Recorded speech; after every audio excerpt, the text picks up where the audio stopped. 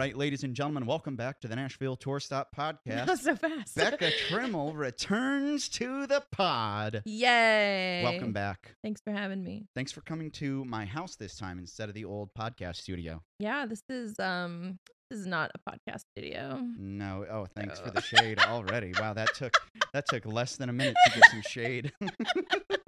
No, it's a great setup. We have a dog this time. Yes, you do get to see my wiener. Yes. Thank God. She is a cutie, and she's sitting on the couch right now. Yeah. Giving me those big old baleful eyes because she wants the stuffed PBR can. And I have to be like really careful when she has it because she wants to eat the cotton out of it. Yeah, it looked destroyed. Oh my gosh. Yeah, she has had her way with it. And every now and then she just wants to sit and squeak it. But right now she's going through a phase of where she only wants to eat it.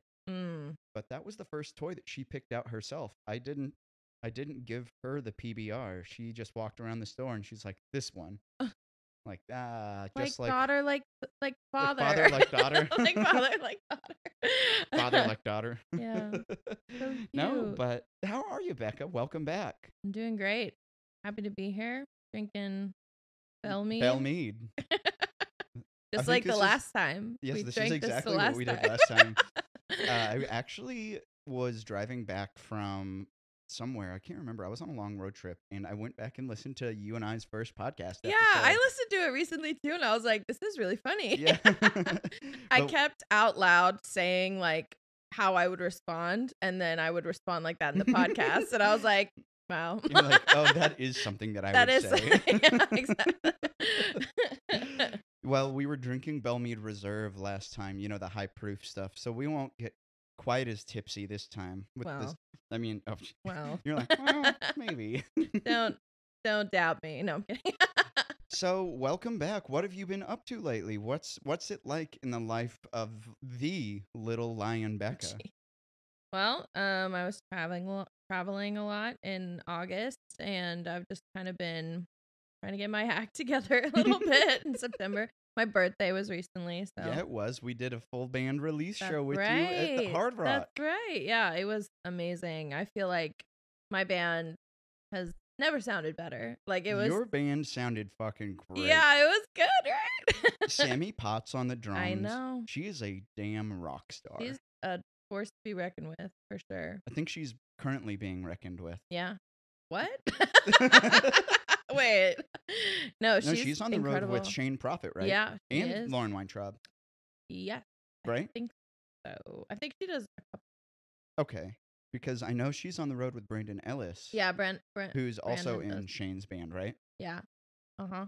Wonder what that's like, being a hired gun. Well, it's funny because they didn't know each other, like, at all when they got hired for the band. And then Sammy was like, oh, yeah, Brandon Ellis is in the band, too. He, like, you guys know each other? And I was like, oh, my God, my favorite people all traveling together. And now they're, like, best friends. And it's so cute. I love that. I know.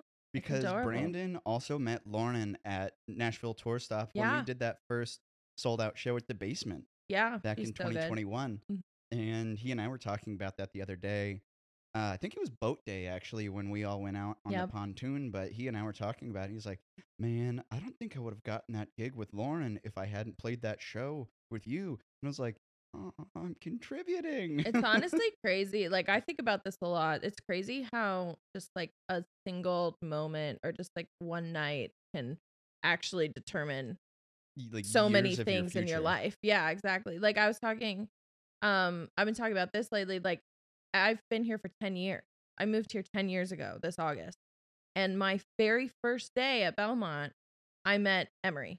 The first day that I moved to Nashville, I met Emery. And she's like, Emery Adeline, I'm sure you know her. Yeah, but, she was on the podcast about 8 episodes ago. Right. And like she's my best friend. Like we've gone on a cruise ship together. We've like lived together. We've played shows together. We're in a band together. Like it's just crazy that on my very first day moving here, I met people who are still instrumental in my life and not just Emery, So crazy. It is kind of hard to also look at it like that because sometimes when you meet someone, you're like, oh, I just met this person. Right. In your brain, you're not going like, you're going to be very one of the most important people in my life. Right. Forever now. Yeah. No, it's so true. Or like sometimes when I'm like, oh, I could stay home or I could go do this thing. Like, it makes me want to go do the thing because I'm like, what if I miss out on like these years that it could alter the rest of my life? Right. Like, that's one reason why it's hard turning stuff down Yeah. in Nashville, because FOMO. you in your brain, it would be like playing the lottery. Like, you play the same lottery numbers every week, and you know the one time Yeah. you don't play it is going to be the week that you would hit the super mega Right. millions Powerball, whatever. It's like the same time you don't take that one dinky writers round at wherever bar in Joesville, wherever, Totally. Nowhereville, Tennessee, will be the one time that that lineup had like Scott Borchetta's there, and I'm looking to Right. sign someone. Or And, like, yeah, exactly. this why it's like scary living here, because the opportunity All does the time. exist. Yeah, everywhere, all the time. Like, so after I graduated Belmont, I didn't play out for a while. I was just like not really. Did you I need wasn't. a break? Yeah, and I just wasn't. I was like, oh, I'm not a like singer. I'm not an artist. I'm just a songwriter. So I just was not focused on playing rounds or shows or anything.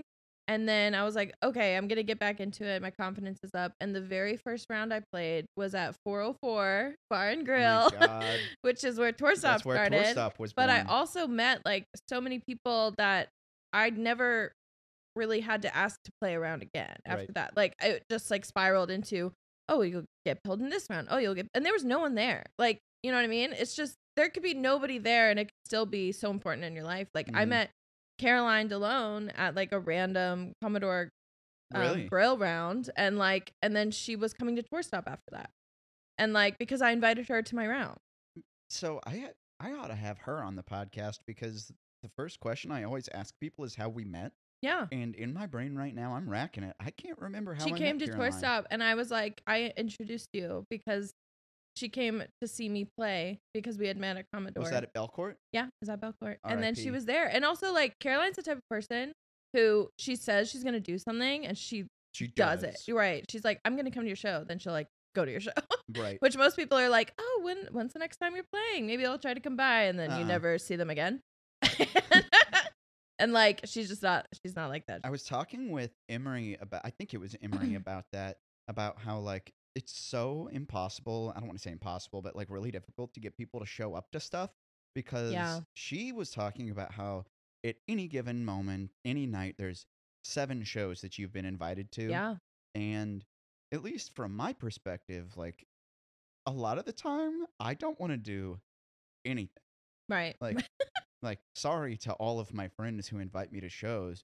My favorite thing to do is nothing. Yeah. Well, you also like are at shows multiple times a week.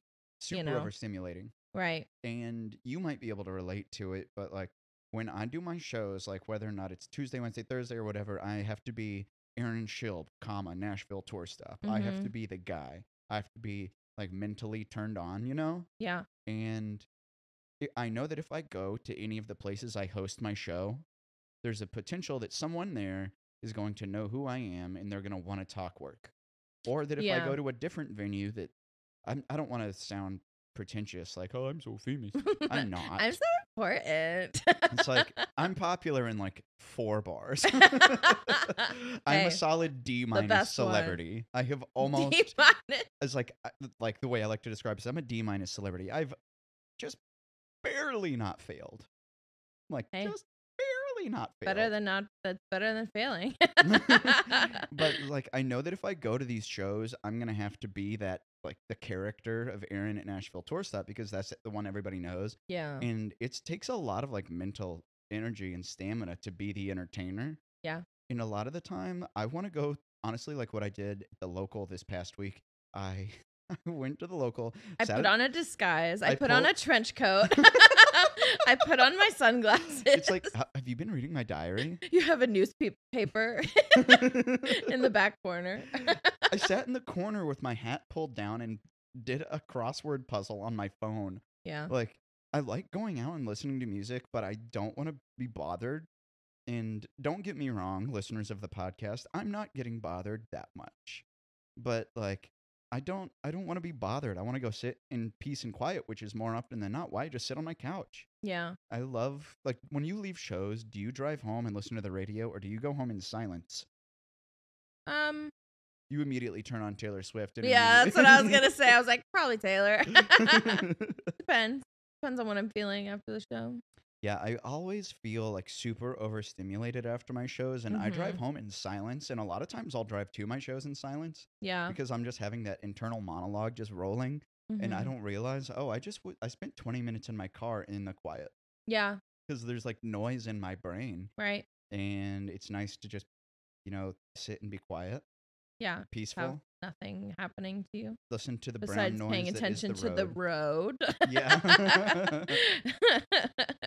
What are your favorite ways to like come down from a show? If you like, for example, like last week was your birthday show. When you leave a big important show or a big busy show like that, or something where you have to be like on, how do you come down from that?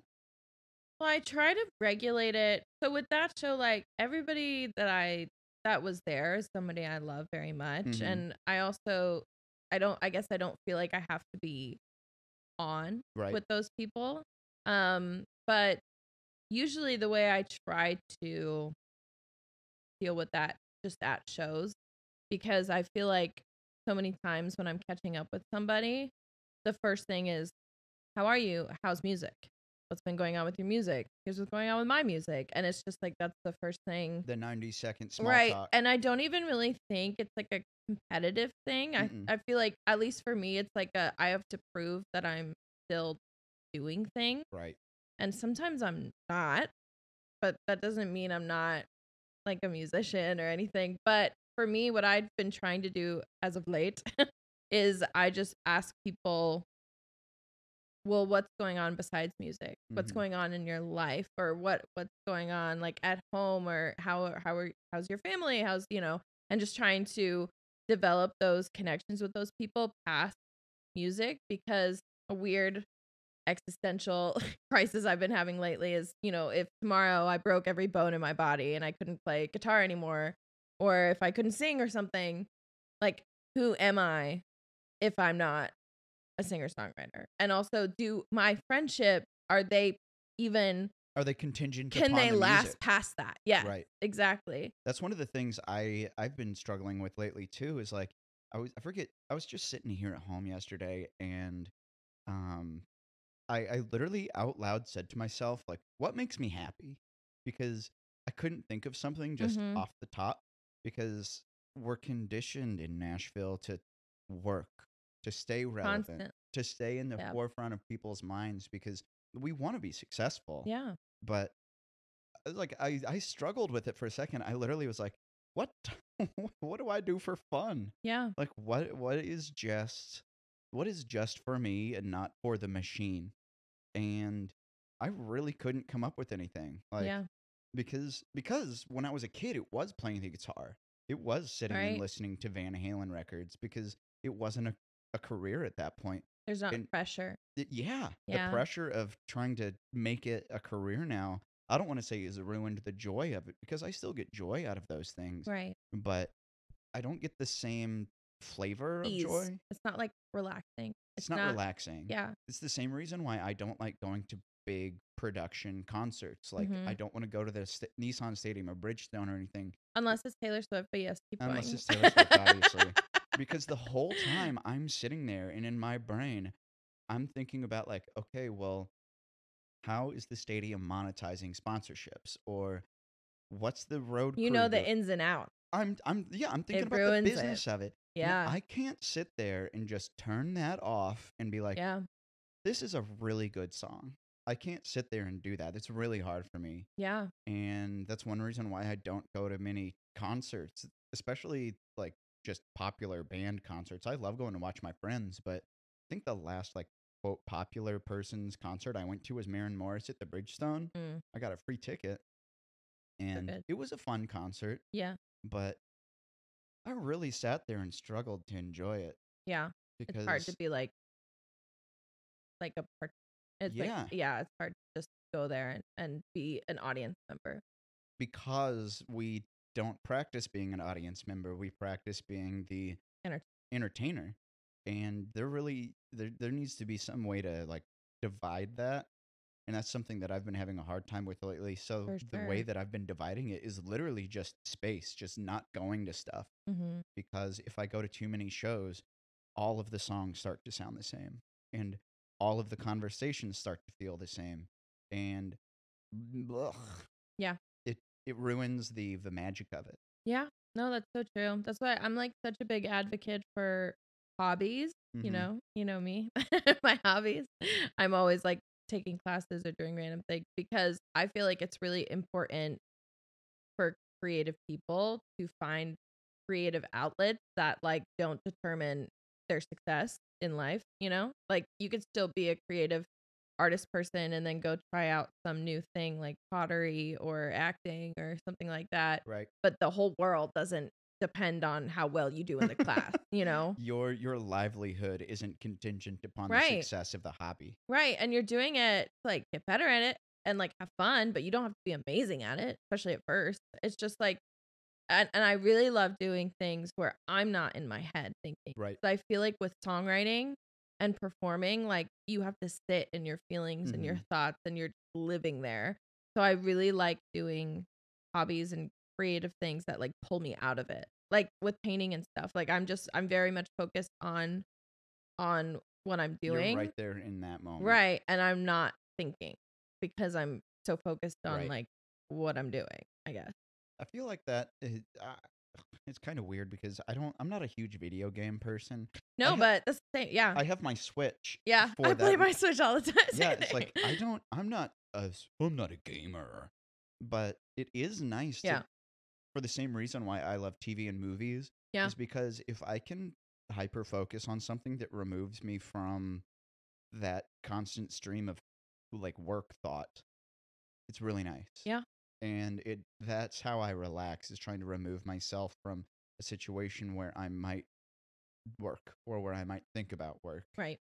And something I've been doing lately is leaving my phone away from me. Mm-hmm. And it's it's a blessing and a curse, communication, because people can reach out to me any time of the day whenever they want. Hey, Right. can I play a show? Yes. Aaron, I was wondering actually, could I play a show? You're like, actually, I don't care about the podcast. The real reason I'm doing this again is so you can book me more. But no, I've been leaving it away from me, and I watched the Minions movie Oh my over God. the weekend. I haven't seen it. I mean, You know what's so good? Sorry, I interrupted you. No, go ahead. I was gonna say I watched Monsters University like I just recently. watched that too. It's so good. It's I so actually good. cried like 7 times. Like it was very, but it's so emotional because I'm like I was relating to it so hard just with music and stuff. I'm just like I'm born to do this thing, and he like literally can achieve it no matter what he does. Right. And it made me cry like a bitch. But You're like, I was this like, struck a chord that I was not prepared for. I love like Pixar movies and stuff. So like it just but I should probably see Minions. See what the big deal is. It's a wonderful, it's a children's movie. Right. Which means it's not sad. Yeah. It's just got dumb, like they're still so like heartwarming. Just cream of the crop, just very simple to understand jokes. And I don't have to work to be like, yes, Oppenheimer. This is a complex, dialogue. But I want. It was a good movie. I want the Minions to go. Like that's what I want. That's what I want to watch. Yeah, that's what I want to watch because that's easy to understand. I don't have to think. Yeah. I just get to watch something dumb for an hour and a half, and then the credits roll, and I feel relaxed. Yeah, like I probably watch chick flick like every day. Oh, I watch movies every day. I do too. I consume a lot of TV and movies, but it's just, I don't know. I love rewatching movies. I watched Devil Wears Prada yesterday, and it still holds up. Like movie is still. I watched 27 Dresses the day before. I've never seen that one. Oh my God, it's so good. Who's in 27 Dresses? Katherine Heigl. Katherine Heigl. That's right. Okay, I knew it was. Name Matthew McConaughey. No, I'm gonna look it up right now. No, I really enjoy rom-coms too because they're so formulaic. You know the beginning is gonna be the meet cute. Yeah. And then they're gonna fall in love, and then Act 2 is gonna end. Martin? Who?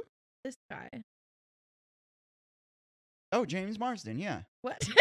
James Marsden, I recognize him. And Malene Ackerman, she's in a lot of chick flicks too. But it's the same reason why I like watching the same TV shows over and over again, because they're formulaic and I know how they're going to start, Yeah. and they're going to middle, and they're going to finish. Yeah. And then it's like, oh, I don't have to get scared about the drama. It's gonna end good. Yeah. Which is one of the reasons why I like doing it, because it removes me from reality. Yeah. Where I don't actually know how something's going to end. So the way that I fix that, if I'm like nervous or it like causes me a lot of stress to watch something, this actually drives Sean crazy. And Emery too. This drives her crazy. But I read the entire plot before the movie even starts. I do the same thing. Yeah, I literally look it up, especially a horror movie. I do the exact same thing. Especially a horror movie or something that just like is gonna require a lot of thought or something. I'm like, I need to know what I'm getting myself into, because I get really stressed so I completely spoil it for myself every time. But I also really like knowing when something's gonna happen and I'm the only one in the room that knows what's about to happen. You're like, ooh, you're about to. And then I'm just watching their reaction, even though I've never seen the scene. Like I started doing the plot reading after I watched a horror movie with an old girlfriend of mine. Like, we were sitting there and I didn't want to be like, oh, I don't like scary movies. Right. I didn't want to tell her. I was like, I got to be big and brave. Gotta read the whole. And I was sitting there and I didn't realize we were holding hands. I was like gripping her hands. What movie was it? A Texas Chainsaw Massacre. Ew, I've never seen it. I can't do gore. I can't do gore. I was sitting there gripping her hand so hard. She looked over me and she straight up just goes, "Bro, are you okay?" And and that's when I like snapped back into reality. And I was like, "Oh, I don't like this." reality. It's like, I really don't like this. She's like, "My hand hurts. I can tell." So that was when I started having to go through these movies and be like, all right, and the scary part's going to happen now. So There's actually a website that will tell you the exact minute to second when jump scares happen. Oh. In every horror movie. I don't know if that would even help me. I'd be like, oh, it's 9 seconds away. 8 seconds away. 7 seconds away. But I feel like there's so many jump scares that are so stupid, like for no reason in horror movies, especially like in the beginning. Mm-hmm. Before anything actually happens, they like open and like a cat jumps or something, and you're like, oh shit. Because you're just so on edge, and I'm like, I hate it. So are rom-coms your actual favorite movies? Yes. But I felt like there was a but. My favorite movie is Dead Poets Society. I don't think I've seen that. Oh my god, it's so good. It's sad, but it's really good, and it's also really funny and happy. Have you ever seen Meet Joe Black? Oh. It's got Brad Pitt and Anthony Hopkins in it. Oh. It's such a good movie. It's super long. It's like 3 hours long. I don't like Brad Pitt. You don't like Brad Pitt? No. Who are you? I just don't like him. I can't even tell if you're joking. No, I'm not. Wow. Hot take. You heard it here first, folks. Becca Tremmel doesn't like Brad Pitt. And you can print that. Feel free to quote me. But on this movie, Brad Pitt it's a romantic comedy, for the lack of a better term, kind of a drama. But Brad Pitt comes into the picture. He he and the girl fall in love, and then his character is immediately hit by a car and is killed. Oh my god. So maybe you would like it because you hate him and he dies immediately. Oh, okay, that's fine then. But his character, or at least the actor of Brad Pitt, comes back, and I don't like that. But he is the embodiment of the Grim Reaper. Ew. He comes back as Death, and it's such a cool movie because everyone just thinks that he's this girl's boyfriend. Yeah. Except for the dad, Anthony Hopkins, who knows that he is Death and knows that he's getting ready to die because he's met Death. And they have to go through the entire movie of like her falling in love, and so the main girl like falls in love with Death. Like it's an interesting concept for a movie. Cool, I guess. It's a good movie though, so if you're willing to give Brad Pitt a chance. I'm not. I'm really not. So where did this hatred of Brad Pitt come from? A lot of reasons. Also, we've got a lot of time. He's also just not. He's not nice to his kids and stuff. He's all of his little adopted Angelina Jolie babies. He got canceled. I mean, I don't know anything about the man.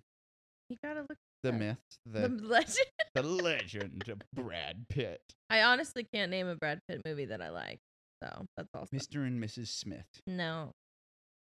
You mean the movie where he cheated on Jennifer Aniston? And then they try to kill each other? Yeah.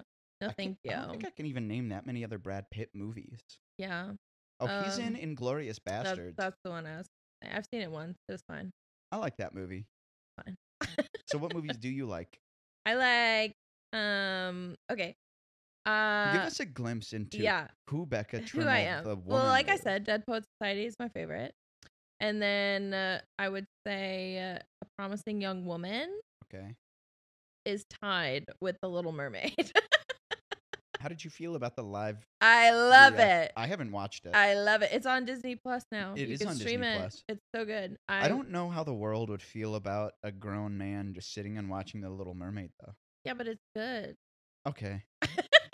Period. No, it's so good. I watch The Little Mermaid every year on my birthday. You really? I do. And but the live action came out on September 6th, the day before my birthday, so I was still able to do it, but I did it with the live action this year. So you have other and birthday I saw it traditions? in theaters. I saw it in theaters in June. What are your other birthday traditions? Because I know you're a girl who loves her birthday. I do love my birthday. Are you the birthday week celebrator? Yeah, I used to be. I've calmed down. I calmed down a bit this year. My friends will tell you that though. Like Sammy, everybody gets so stressed around my birthday, right. My close friends and stuff, because I'm like, have you ever seen that episode of New Girl where Jess like a psycho about her birthday? Oh yeah, and like it cuts to Cece giving her like a sweater, and Jess goes, "Made in China." You're taking me to China?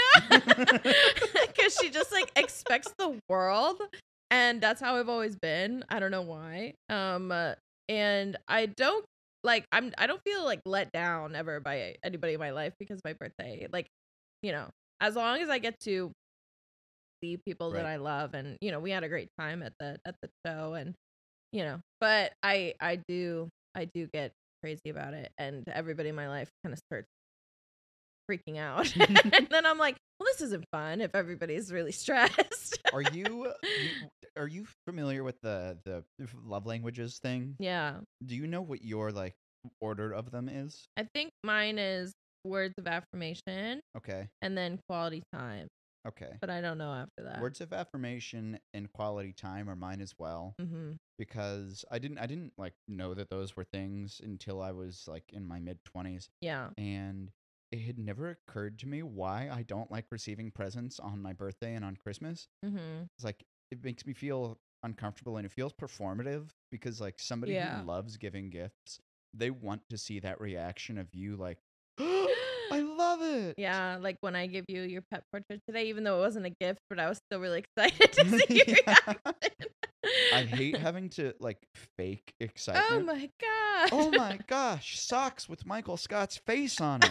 Cool. I hate that. So I've had to tell my family, like, I don't need you to get me gifts. I'm totally fine just spending holidays or my birthday with you. Just that is 100% what I want to do. But my family, I hate even using the term unfortunately, but like my family unfortunately love giving gifts. Like that's what they want. They want to give me stuff. Yeah. And I remember it was for my 21st birthday. My dad asked what I wanted for my birthday, and I like knee-jerk responded, lasagna. And he's like, "No, I mean like a present, like a gift, not just your dinner." Lasagna. Yeah, I doubled down. I was like, "Lasagna with breadsticks?" He's like, "No, like, do you want a thing, like some stuff?" And I was like, "No. Like, if you're hell bent on doing something for me, make me dinner." Like, if you're listening to this, listeners of the podcast, you want to send me a present? Make me dinner. Make me dinner. Send me a gift card to Olive Garden. Oh my God. Because when I'm there, I'm family. I honestly haven't been to Olive Garden in so. You haven't been out to dinner in so long? No, I went there. No, I haven't been to Olive Garden. Oh, Olive Garden specifically. Yeah. Sorry, I was thinking that. I think I went to Olive Garden the last time when I was a sophomore in high school going to prom. Where you have to do like the quote fancy dinner. Yeah, I think that's the last time I went to Where you Olive show Garden. up to an Olive Garden in a full tuxedo and dress. My dress was like white too. Like I looked like I was getting married. Nothing like eating a bunch of red sauce spaghetti. Oh my god. A bunch of butter and just loading up on carb before you go crazy. slow dance to Stairway of Heaven. Oh my god. Stairway of Heaven. Stairway to Heaven. Heaven. Stairway of Heaven. Oh, the is Stairway actually of the, Heaven. Tennessee You heard Baptist of it? Community cover of it. The Stairway of Heaven. Oh my god, that's so funny.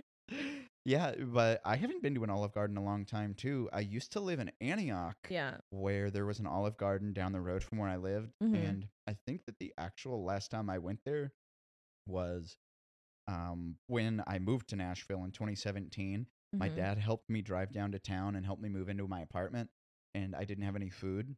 And he's like, "Oh, let's just go to the Olive Garden across the street." I'm like, "Oh, okay." That's so cute. And he bought me dinner there, and then he just had me on the back. He's like, "Well, have a good time in Nashville," and he just drove away. And I was like, "Bye, bye, Dad." Like, I had a great send off. Yeah, that is pretty good. Are we getting a group together to go to Olive Garden? I think that's what we're getting at. Like, let's send reserve a 30 top table of all of the tour stop fam and just go to an Olive Garden. You know, they have unlimited soup, salad, and breadsticks. Oh my god. As soon as you said breadsticks, that's pretty much what I've been thinking about this entire time. So here's a revolutionary idea. Okay. Let's have a restaurant where they have unlimited French fries. And you have tour stop there every week. Every day. And then we all get unlimited fries. Like, imagine, like, okay, so, you know my song, Don't Invite Me to Your Wedding? Unless there's an open bar. I've heard it. So imagine you go to a restaurant and you pay the cover or whatever. You go to a bar, you pay the cover. In some restaurants, some bars, whatever you want to call them, that have live music, they have like the popcorn machine. Yeah. And you can just go scoop a little cup of popcorn. Imagine. But it's fries. French fries. Right. Yeah, sure, it's expensive, but imagine the hype. Sure. It's like, oh, we'll be closed within the week. But have you guys been to have you been to this new place? There's unlimited French fries for free. It's like, are they good? And you're like, oh, but they're kind of soggy. It's like covers $10. Nothing's worse than a soggy fry to me. I would smash some free French fries, even if they were like sloppy. I've paid for sloppy French fries. That's a gross term. Sloppy French fries. So hear me out. How about sloppy, not sloppy. Sloppy French fries. But then if you want to have like cheese or chili on them, there's your extra. Right. Yep. All the toppings. They've got that whole nacho cheese, you know, the Tostitos things that comes out. It's like the ketchup and the relish and the mustard dispensers. But then if you want cheese, there's your extra squirt. Okay. Are you writing this down? I'm pretty sure this is going to be my next business venture. I think pretty good idea. I had an idea for a restaurant I thought specifically would do well in the Gulch, and it's called Smashville. And it's or Mashedville, but it's mashed potatoes. It's a mashed potato bar. Oh my god! Where it's a DIY build your own mashed potato bowl, or you could also get like a baked potato. What if you call it Mr. Potato, and all you serve is potatoes, but in every form. Fries, there's tots, there's mashed waffles, potatoes, there's shoestrings, there's mashed. There's baked. You said waffle fries, yeah. There's sweet potatoes. Yeah, there's sweet potatoes. Oh. That's so smart. I'm pretty sure that this is $1 billion idea. So if we see this pop up in the Gulch in the next few years, this was our idea. Mr. Potato. If you're going to the Mr. Potato Head bar, this is our idea. You can't do Mr. Potato Head because then we'll get sued. Mr. Potatoes, probably. I'm pretty sure that this is a great idea, though. I think so. I have a lot of business ideas that I think are stupid, but I have a couple that I'm like, The baked potato. The baked potato bar might be a hit. Because you know what people in Nashville love? Yeah. A gimmick. That's true. People love coming to Nashville. I love a gimmick. And they'll be like, oh yeah, I bought my cowgirl hat and my boots at Boot Barn. Like, true. Like they had Hey, this sale Boot today. Barn They had kinda this sale slaps. today only, 2-for-1 boots. Hey. It's like, oh, did you not know that the 2-for-1 today only boot sale is every day? I have gotten a few dresses at Boot Barn, Have you and really? they kind of pop off Was it the sometimes. Broadway? No. 2nd Avenue? No. 3rd Avenue? No. I feel like there's like 6 Boot Barns downtown. It was like out of town. I was working for the radio station at the time, and we were working at Boot Barn, and I was like, I'm gonna go shop, and I did. Was this the radio station that spearheaded the song Joe? No. Different. Well, that wasn't when I was working for. Oh. That was one that was in Indiana. Ah. That I was trying to play on. Oh, gotcha. Yeah. Wait, you worked at a radio station? Yeah. I didn't know this about you. I worked for country radio for like 5 years. You were the gatekeeper? Yeah. I worked in promo, so I did like events and concerts and social media and stuff. That's cool. It was super fun. It was a Where great did job. you do that? With Cumulus Media. Okay. Yeah. Was that after Belmont? That was during Belmont and after Belmont. I interned there my sophomore year and then got a job, and then I worked there for like 4 or 5 years after that. That's a long time. It was a very long time. It was a good job though. I learned a lot. It was like nice to work in the industry at the time. Did you want to get into the radio industry, or was it just like a music adjacent job? Yeah, it was just kind of like a music adjacent job, but I learned so much like just about radio, or like playing as an independent artist on radio. I learned a lot about that. I learned, I met a lot of artists that way, and I got just kind of like a peek into the behind the scenes that I hadn't really had before. And I also met a lot of hosts like of the radio hosts, shows. like DJs. Yeah, who were extremely kind and super helpful and answered a lot of questions, and still support me to this day. They're all great. But it was cool. I got to, and they also would let me play on some of their shows stuff sometimes, or do like interviews. Like I did some segments on like their morning show that they had.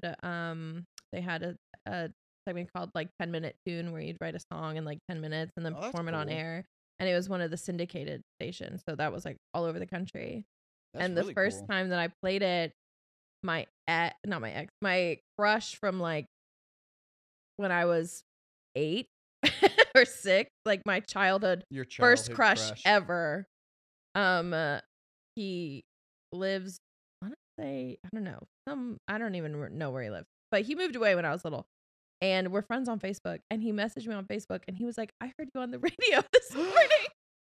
And you're like, "Suck it!" And I was bitch. like, "Is this?" I made it. Yeah, I was like, "Is this fame? Is this what it's like to be famous?" Yeah, it was awesome. I've had that moment where you're like, where you feel like you're famous, even if it's literally just with that like one person. But I was on a first date once with a girl from Bumble, or Bumble or Hinge or something, and I forget where we were, but I had 3 different people come up to me during the date.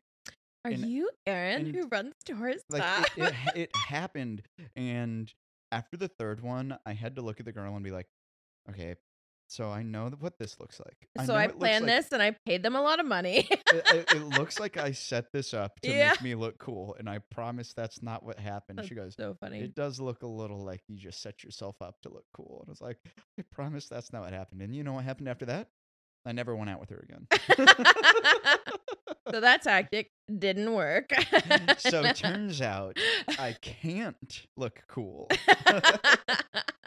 No, Cross that off the list. That was one of those moments where it was like, okay. I feel a little cool. I know. And I mean, it wasn't like they were strangers. I knew who they were. It would be like you coming up to me, right? Just like friends. Yeah, just a friend of mine.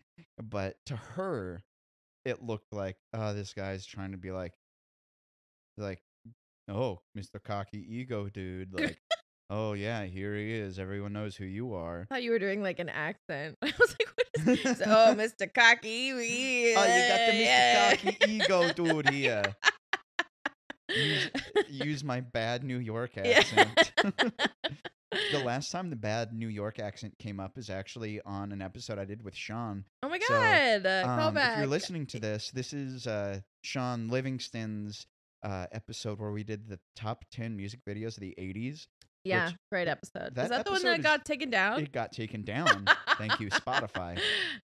But so we drank so much on that episode. I remember hearing about it. I was super, super, super fun times, but I got locked into a bad New York accent, and I had to go. Well, Paul was there too, right? Yeah, I had to go in and That's cut why. out. I cut in so much, or I cut out so much of that episode already, and I'm honestly a little relieved it got taken down. That's so funny. It was so hard to edit sober. Yeah. Going and listening to me. Chaos. That's all it was.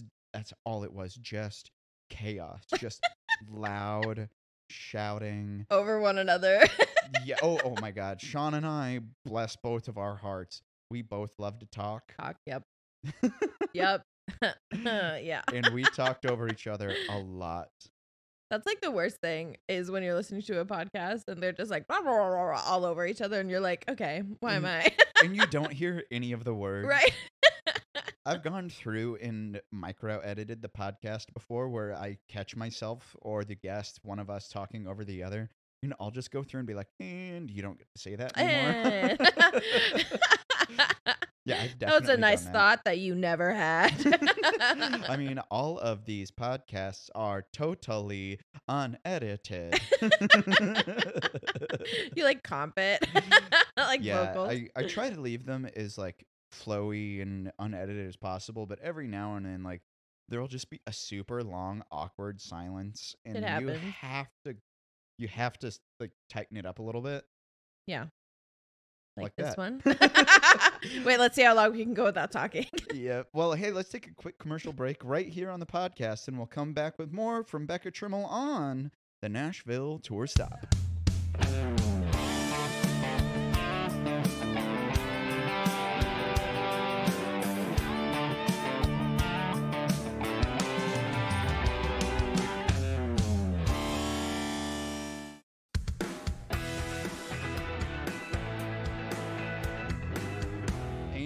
And we're back with the homeschool girl herself, Miss Becca Tremmel, here on the pod. Belka.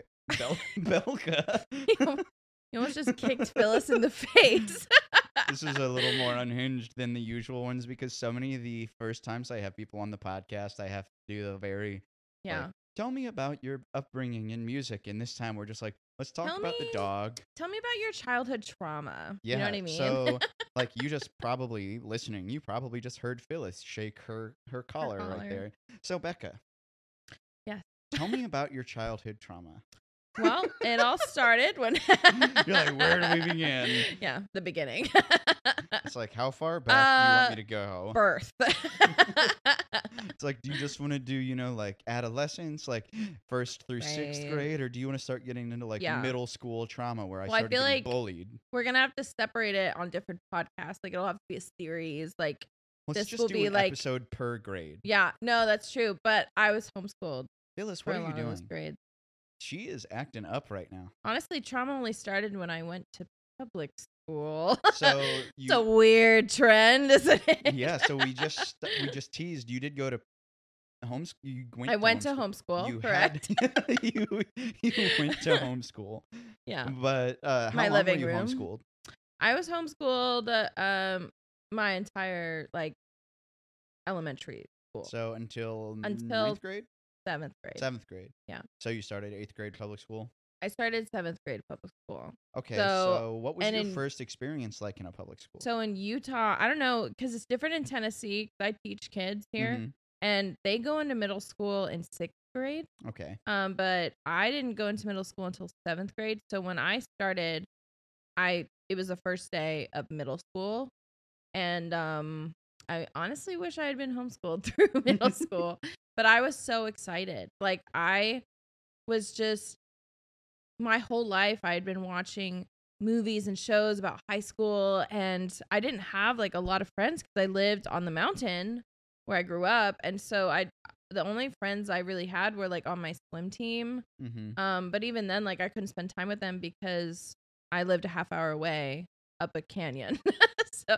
So I just didn't really have that many friends, and I really loved like just like watching shows, and I was like, oh my gosh, like imagine what it's like to go to school or have recess. So what you're saying is you imagined what it was like to have friends. Yeah, I did. And I was like, because all I really had was my brother and my sister and my family and our animals.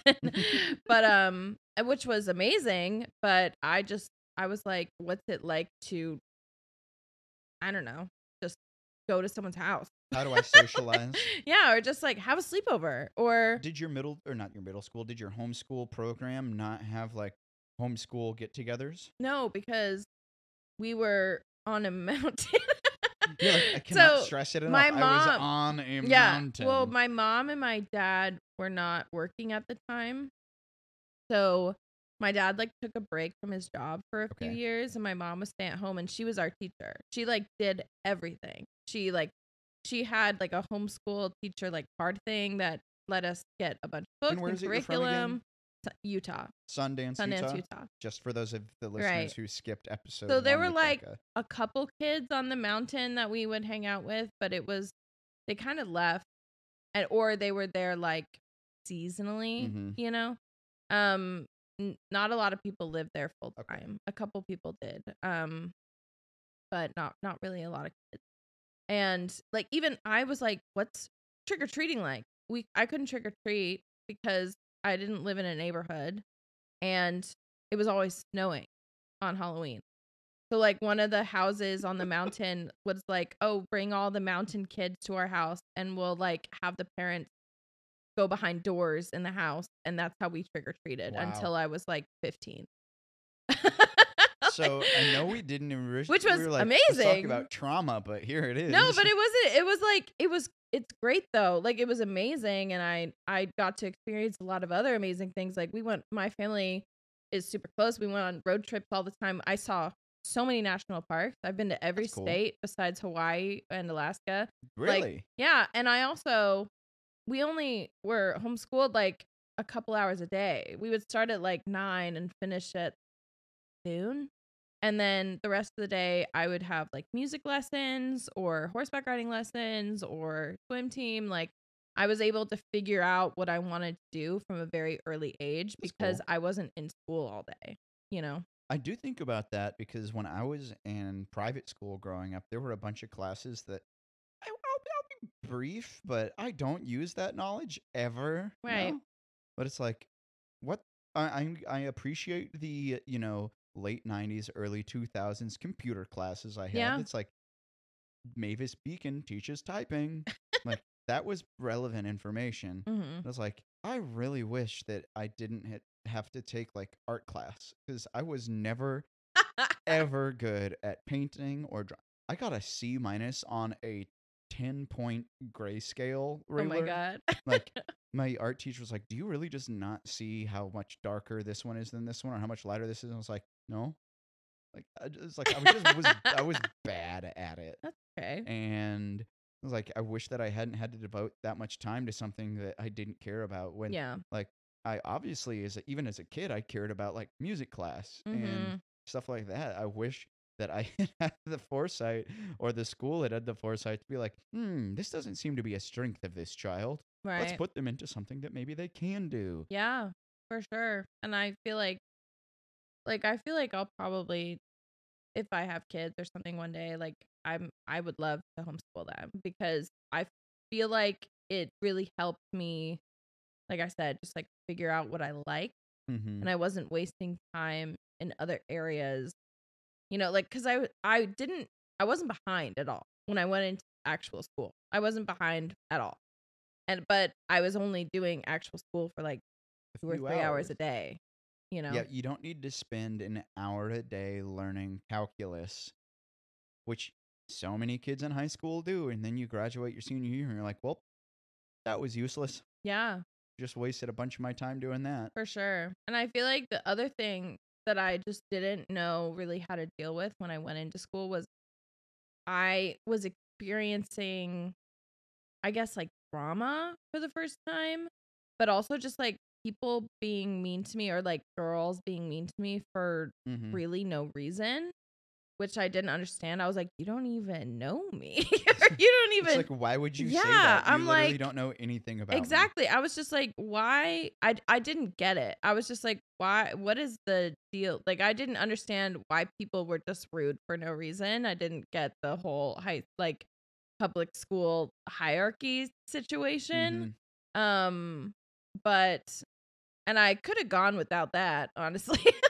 Ninth grade was that experience for me because I did 1st through 8th grade at private Christian school, and ninth grade was my like expose and kids being mean, and it was the first time I'd ever been bullied. Yeah, And it's there was horrible. this one kid, I forget his name, but he bullied me so hard in my 5th hour physics class, and I got one zinger on him one time, Good for you. and it's because he had gotten held back and he's had to do ninth grade 3 times. Oh. And I heard about that, and he was making fun of me one day. Oh, you don't get it? And I was like, well, you obviously don't get it because you've taken this class 3 times. And he took my head and just smashed it right down into the desk. Oh my God. And I earned that black eye, but I was like, you know what? I feel good right now. Kids are so mean. Yeah. And I was like, it's so crazy. Like the first day of ninth grade, I took a gym class. It was like my 2nd or 3rd period of the day. I took a gym class and I made a tie-dye shirt. Like it was just a shirt that I had, and I wore it to gym, and the entire year they called me tie-dye. Like that was my tie-dye nickname. Guy. I never like after the first day of gym class, I brought a different shirt. Oh my gosh. Because I was like, why are these kids being mean to me over what I'm Yeah. wearing? Because at private school, we had to wear the same uniform every day. Yeah. And I understand why private schools do that now. Yeah. It's like, oh, we're all the same. Right. We're all taking the same classes. We all wear the same clothes. We all believe the same thing, black and white, black and white, black and white. Right. And then as soon as I had the non-metaphorical tie-dye, yeah, I was just like, I don't like this. this is too much. Yeah, no, it's crazy. Like, it's crazy how formative those years are, but like how many mistakes you make. Like, I didn't know how to do makeup, but like I still wore makeup to school, but I'm sure it didn't look good. Right. Or I straightened my hair every single day. That was the look back then. Years. Like slick, straight, and I can't imagine you with flat ironed hair. I know. I used to do it every day, and it was terrible for my hair. And then I didn't wake up early enough one day, and I had curly hair at school, and people were like, what happened? is this your hair? And I was like, yeah. And I was so embarrassed. But then people were like, no, it's really good. Cute. But because I had been straightening it every day, the only part that was curly was like the lower layers, and the top layers were like straight. Wow. Because I had been putting heat on my hair for so long. And then I was like, okay, well, I just started wearing, now I never straighten my hair. From that day, I was like, I'm not straightening my hair anymore. And I don't. I don't think I've ever seen you with straight hair. Yes, you have. I wear it, and then people don't recognize me. And it also looks a lot blonder when it's straight. Okay. It is kind of a dirty blonde, brownish. We call her right straight now. hair Becca. We've joked about this before. Oh, did we really? Yeah. Straight hair Becca. Yeah, because everybody's like, and then they double take, and they're like, oh my God. So you know Sam Costigan, right? Yeah. So for those of you listening who don't know, Sam Costigan's another Nashville songwriter here in town. Kind of adjacently related to Tour Stop. She's played our shows several times. Yeah, but, she's great. Every time she plays Tour Stop, I call her Sam Costigan, best hair in Nashville. She has great hair. Her hair is spectacular. It really is. Yeah. But she came up to me the other day and said, Aaron, like, you always call me Sam Costigan, best hair in Nashville. And at first I thought you were just being annoying. And then she was like, but you kept doing it. And I was like, oh, maybe he actually thinks that I have good hair. She got stickers of her hair, like the cutout of her hairdo. And she's like, the only reason I got these is because you said that I had the best hair. Yeah. And I was like, I love that. She really does. It's like a big part of, like, when I think of her, I think of really her hair. Yeah, good hair. for sure. And I guess I don't want to blow myself up too much, but it's a good example. I don't want to. It's like, hair flip. Yeah, Why, if you're just nice to somebody, yeah, like it makes them feel good. Well, I feel like a lot of people don't really realize like what their best attributes are too, But like if they're pointed out to them, then That's the only way you know. What are my best attributes, Becca? I love that you're I'm like thinking. I don't know. You're funny. You don't have to answer that. Please don't answer that on the You air. write funny songs. That's a personality trait? Yeah. Is that an attribute? Your sense of humor is a personality trait. What do you like most about me physically? Don't answer that. Don't answer that. You have dimples. My dimples? Yeah. I have dimples? Yeah. What? See it? I didn't know I had dimples. Yeah. You have dimples too. Not really. I can see them right now. I think we only have dimples in this room. Okay, so are we learning both live on the air that each of us have dimples we didn't know about? I guess so. I guess so. Yes. Have you ever heard of back dimples? Ew. Ew is right. It's like, who is smiling? Sounds with like their something back? I don't want. Yeah. That's okay. Well, Becca, you said you've been working on some stuff. What's going on in the Becca Tremmel world these days? Because I know we just talked about like having the conversation of like, what's going on with you, personally. Yeah. Right. I do want to hear the professional stuff though. What's going on in the artist career? You're going on a tour soon, aren't you? Yeah. So Sean and I are going on a tour. We in should October. say his full name. We haven't said his full Lon name. Right? Shivingston. Lon Shivingston. You're dating an NBA player. Yes, I am. It's been great. So tall. No. So we're going on a tour in October. It's gonna be great. We're kind of going like across the country to Utah, where I'm from. We're starting in Cleveland, where he's from, and playing a show there. We're doing some stuff with his family. We're going to Cedar Point for Halloween weekend. Yeah. And then we're going up to Chicago to play a show on a Sunday, I want to say. And that, I forget what area it's in. Is it Highland Park? Something park. Super cute area. And then we're going to St. Louis. Cool. Chicago, Missouri. St. Louis, Kansas City, Utah. Yes, Kansas City, Utah. Back to Kansas. Ohio? Denver. Denver? Yeah. Is that? All over That's the where place. Emery lived for a little while, right? Correct. That's cool. Where she's from. Really? Yeah. You didn't know learning things about my friends. I'm you kidding. didn't know that? She's from Denver. like she literally says it every time she plays. That's crazy. It's like, no, I remember when she moved away back to Denver, I was so sad. Yeah, I was devastated. And then we guilted her into moving back. Oh, yeah. I did that. Every time she came and visited, I was like, when are you moving back? Until she would cry. It's kind of how I feel. So a good friend of mine named Paul Ivy just moved to Iowa. I miss him so much. I know. I miss him so much too. Good friend of mine is on the podcast once about a year and a half ago, but he just moved to Iowa, and I'm not trying to guilt him into moving back. Already. But I called him the other day, and I was just like, man, I miss you so much. And I know I got him. Yeah. He's so Paul, sweet. If you're listening to this, he's not listening to this. Yeah, no.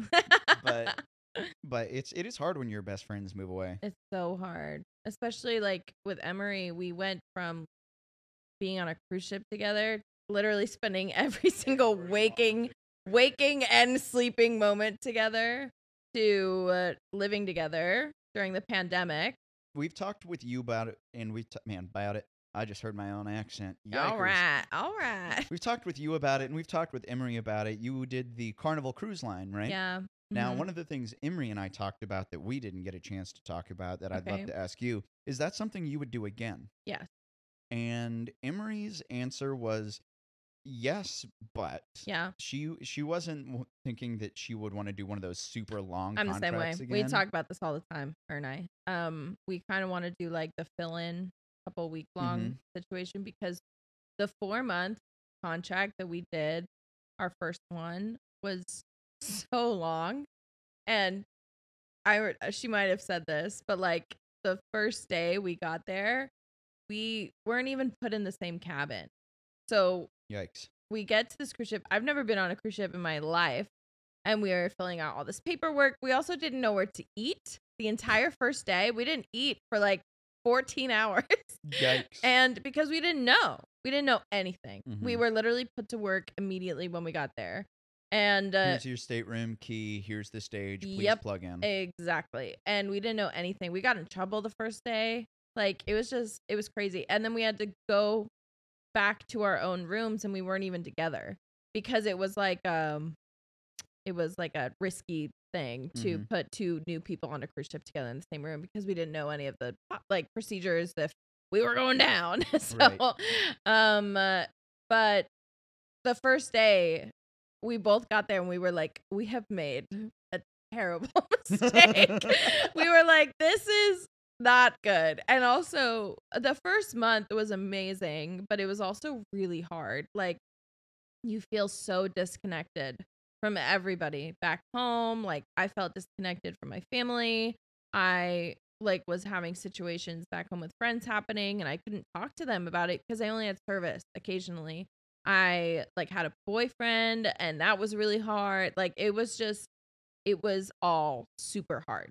But we were in Mexico every 3 days, and that was amazing. And the experiences we had, the people we met, incredible. Like, just playing music for 4 hours every day for people, like, that's incredible. And exactly. We were full-time musicians, and we were also really honing in our craft and like working with each other and learning that because we had never really played together before that. We were like, we're a duo, but we didn't. Right. We never played together besides Didn't you rounds lie and stuff. about We saying did. you knew We like lied. 300 songs? Yeah, exactly. So it was just like, it was amazing. And I always tell people the highs were really high and the lows were really low. And I would definitely do it again, but the 4 months was tough. We were gone for Thanksgiving. We were gone for Christmas. We were there for New Year's. We were gone for my birthday. All of fall. It was summer. It was summer forever, which was cool. But I just missed being able to like wake up and walk somewhere to go get breakfast or coffee, or to just walk on land, or to just, I don't know. Like, you also are at work 24/7. So we had to act a certain way all the time, behave a certain way all the time. We always had to have our name tags on, and you never leave work, basically. Right. Even when you're at crew bar, even when you're doing whatever, you're still you have to identify yourself that I am because an you employee represent of the ship. Carnival, or we would be off the ship in different, places, and we had to, be mindful of the way we acted, we behaved and stuff, and which is fair, but at the same time, you do that for 4 months. It's like anxiety. It's like living in a lot of anxiety. A box of anxiety of like, if I do one thing wrong, it could ruin everything for myself and potentially for this other person. Well, Emery and I's job depended on each other. Yeah. So if I fucked up, then like she would get fired too. Right. They can't fire just one of us. So and also we're living with another person in like a closet, basically. And you're not getting the luxurious exterior, balcony. The balcony with room. We didn't even get a porthole. I wanted a porthole so bad. Yep. You're living in one of those 150 square foot rooms where you don't even have a desk. Tiny. We did have a desk. You did. You had one desk. We had a desk and a little mini fridge. And then we hung up a bunch of streamers and pictures of Taylor Swift. And we called that our party corner. Nice. And I could touch the party corner from my bed.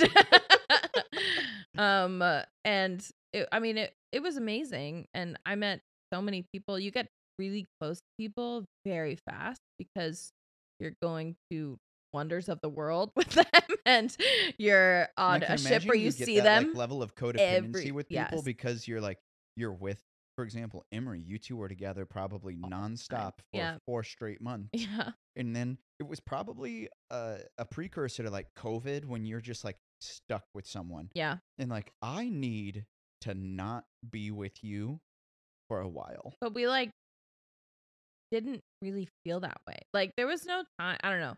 Like, we would have little tiffs and whatever, as you do with people. But Emery and I think we're just extra respectful and understanding of each other. That's good. Like, she went through shit on the ship. I went through shit on the ship.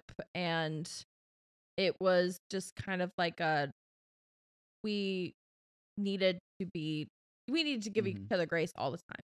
You know, you can't expect somebody to be at their best, like, constantly, especially when we're living in a box. You know, you just have to, like, be extra understanding.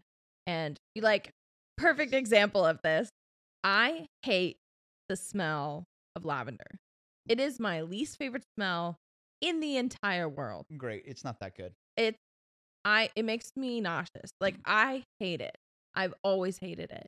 And Emery loves it. It's Emery's favorite smell in the entire world. She loves it. She's like everything to her.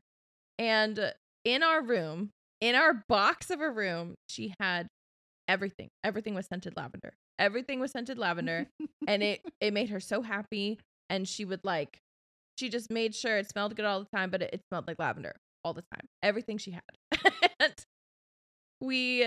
and I never said anything. Because she was going through a hard time. I had just gone through a hard time, and she was really nice to me about it. And I was like, going through a hard time.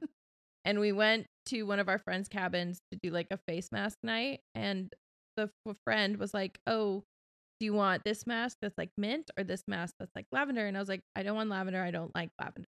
Hate it.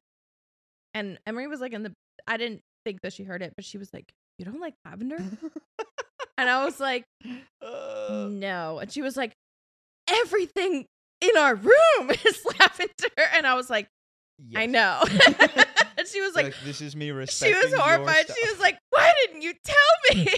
And I was like, because it makes you happy. Like, it's one of those formidable moments of a friendship where you're like, you realize the other person loves you more than they hate the smell of lavender. And like, that's just the kind of, like, we had to be so over the top understanding of where we were at, and like just extra respect, extra over communicative about everything. Exactly. Or just like understanding, like, okay, Emery had like a lot of like bigger like clothes, like she loves coats and stuff, and so like she would take up more space than like I would at certain, but it's just like, that's fine, like, because I don't love coats, so right. You know what I mean? Just like whatever like made her happy, and she felt the same way about me. Like, whatever made me happy, it was just like, yeah, because finding those little moments of like home and happiness and peace was super important on the ship. Because I can imagine the disconnect, like even if you don't have cell service, like did you have to pay for internet service? Yeah, we had to pay. So for normal internet, I think it was $10 for like 90 minutes of internet. That's crazy. But if you were just using Messenger, so if you just wanted to like send text or send Instagram messages or like use Facebook or something, it was $4 a day. Okay. But that's $4 every 24 hours for 4 months. Yikes. That's a lot of money. That's a ton of money. And so you didn't. That's over. What is that? Yeah. Like $500 or something? $600? So when Emery was like single on the ship, like she was like, oh, I don't have to like pay to use the internet every day, but like I had to pay to use the internet every day. And like it was hard because you want to talk to people back there, and you want to feel connected to them. Home. Exactly. So but then it was like, but then also what if you spend $4 on the internet and then you're gone most of the day off the ship, and you just like waste that money, because it's time. Right. So I bet you really, did you ever have days off when you were ported where you could spend time like in Mexico at a restaurant or something that might have free Wi-Fi? Yes. Yeah. That was the first place we went. You're like, let's go to the Starbucks inside of a Target here. But my service wouldn't let me talk to people on the phone unless I was in the United States. So every 4 or 5 days I could make calls. But I didn't want to do that the entire time, So we would go to a coffee shop and we would get on the internet, do our things, make our calls, go to Target. We had to get we had not groceries, but like toiletries and stuff. Yeah, it was just like we're back in the States. Let's do all of our shit. But we didn't have a car. Also, so we're like Ubering around. I was in Mexico not too long ago, and I have AT&T, and I bought the like international AT&T plan, and it was like $30 for a month. And I feel like now, if I ever did something like this, that would be what I would want to do. It's just like, because you may not have service in the middle of the ocean, right? But at least if I'm like in Mexico, if I'm there ported for 12 hours or something, or 8 hours, like I can still just sit and just dick around on my phone. Like, right. Oh, this is something to do. Wow. It's like, yeah, it's at least it's just something to do. Well, Becca, we've talked about a bunch of stuff. Since your last episode, I do have one other question. Are there any places in town that, unrelated to like the music industry, are there places in town lately that you have enjoyed going that you would recommend to people who are either listening and live here, or are considering moving here, or just visiting, that you would be like, go do this or go eat here? Every single time I talk to a tourist or somebody who hasn't been here yet, I tell them to go to the Johnny Cash Museum. The Johnny Cash Museum. It's the greatest museum I've ever been to in my whole life. I have never been there. It's amazing. A friend of mine works there. I cry like a bitch every time I go there. It's so powerful. It's so amazing. It's small, but you could spend hours in there. It's so well done. It's beautiful. Like, it's so good. That's downtown on 3rd Avenue, right off of Broadway. And it's amazing. Right above is the Patsy Cline Museum. But I went to the Johnny Cash Museum like right after it opened, and they have letters between like him and June, and like him and his first wife, obviously, like when he was at war, just really personal things. It takes you through like his whole story. That's cool. Whole life. And then it ends in a really great way, and I won't spoil it for you because it feels like a movie, but like it's super powerful. That's and cool. I didn't even love him at the time. You know what I mean? I was like, it's Johnny Cash, of course. You know, he's great. But I wasn't like, Johnny Cash. And it's still like, it's very moving. Interesting. So check out the Johnny Cash Museum. Yeah. Did you see the cover I put on my Instagram? So if you're listening and you don't follow my personal Instagram, I did. I did a parody video of Johnny Cash singing Barbie Girl, and it makes me want to start just a video series called Johnny Cash Sings ... And I think it'd be really funny to do impressions of Johnny Cash singing other popular songs. Good idea. Or like, could you imagine me as Johnny Cash singing Relapse Bop version? Oh my God, that would be so funny, and you should Relapse, absolutely the Johnny do that. Cash version. You should do that as a series where you cover different people. Cover my friends' music. Yeah, as Johnny Cash. That's a good idea. You'll always be my first love. Brandon Ellis. Or boop bop boop bop boop bop. Magic. I'm not your mistress. Emery. Oh my God, that's so funny. Well, Becca, thank you for coming back on the pod. Thanks for having me. Can you give us your plugs? Wait, hold on before your plugs. Before the plug. We didn't talk directly about it, and I want to talk about one more thing. Okay. Talk about Little Lion pet portraits. Portrait pets. Okay. So I started a little side hustle a few months ago where I'm painting different portraits of my friends' pets. So they're really fun. I really enjoy it. Basically what happened was I was in Minnesota for about a month this summer, and I was watching my sister's animals. She has 3 pets.